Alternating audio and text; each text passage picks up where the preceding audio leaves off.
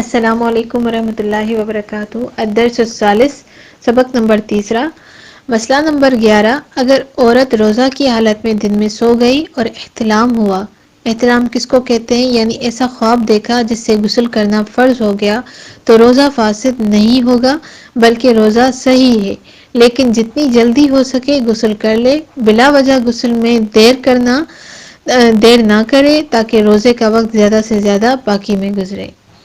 مسئلہ نمبر 12۔ اگر دن کو رمضان میں احتلام ہونے سے یہ سمجھا کہ اس سے روزہ فاسد ہو جاتا ہے، کسی کو دن میں احتلام ہوا اور وہ روزے سے تھی اور اس نے یہ سمجھ لیا کہ اس سے روزہ فاسد ہو جاتا ہے، اور اس نے اس کے بعد جان بوجھ کر کھانا پینا شروع کر دیا، تو جان بوجھ کر کھانے سے روزہ فاسد ہو گیا ہے، قضا ضروری ہے، کفارہ ضروری نہیں ہے۔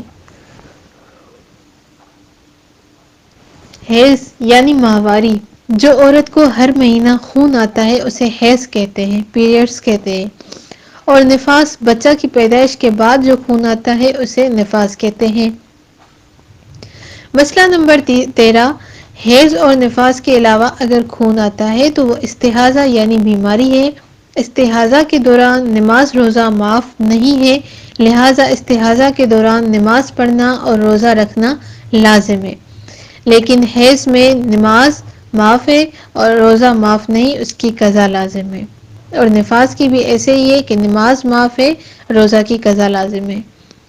مسئلہ نمبر 14۔ اگر کوئی شخص رمضان المبارک میں بلا عذر روزہ نہ رکھے اور اعلانیہ طور پر یعنی کہ کھلم کھلا کھائے پیے تو وہ فاسق ہے اور اسلامی شعائر کی توہین کرنے والا ہے، اللہ معاف کرے۔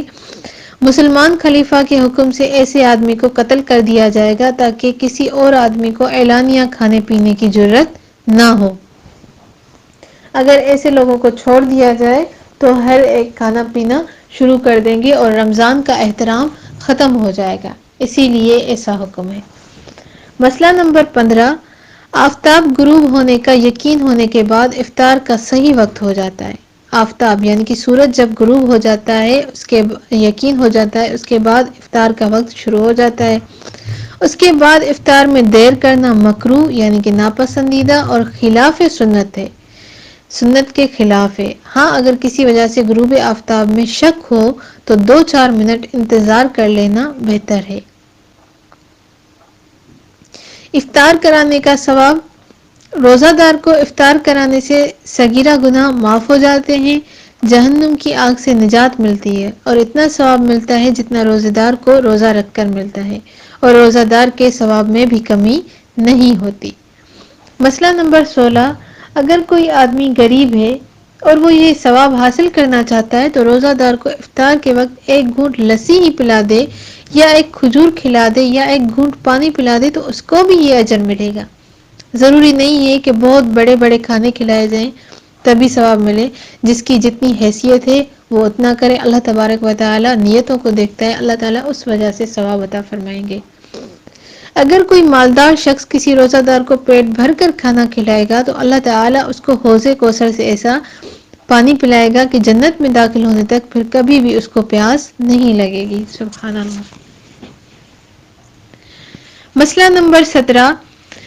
جب سورج غروب ہونا یقینی طور پر معلوم ہو جائے تو بلا تاخیر افطار کر لینا چاہیے، یعنی کہ جب ہمیں پتہ چل گیا کہ اب سورج غروب ہو گیا ہے، ہمیں یقین ہو گیا ہے، تو ہمیں دیر نہیں کرنی چاہیے، یعنی بلا تاخیر یعنی کہ دیر نہیں کرنی چاہیے اور ہمیں اسی وقت افطار کر لینا چاہیے، یہ سنت ہے اور خیر اور برکت کا باعث ہے۔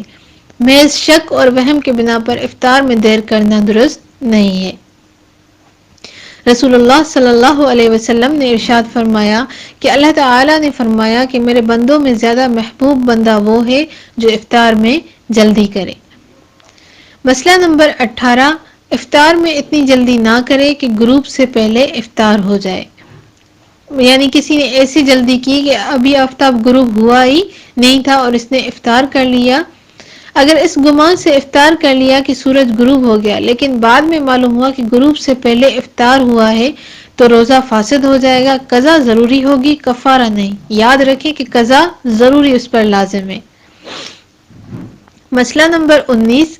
سورج غروب ہونے کے بعد جلدی افطار کرنے کو غلط سمجھنا صحیح نہیں، یعنی جیسے سورج غروب ہوتا ہے اور ہم افطار کرتے ہیں اور ہمیں کوئی ایسے کہے کہ یہ صحیح نہیں ہے، ایسے ہمیں کوئی غلط سمجھے تو یہ صحیح نہیں ہے۔ نبی کریم صلی اللہ علیہ وسلم نے فرمایا کہ جب رات آ جائے اور دن چلا جائے اور سورج غروب ہو جائے تو افطار کا وقت ہو گیا۔ یہ حدیث ترمذی شریف سے لی گئی ہے۔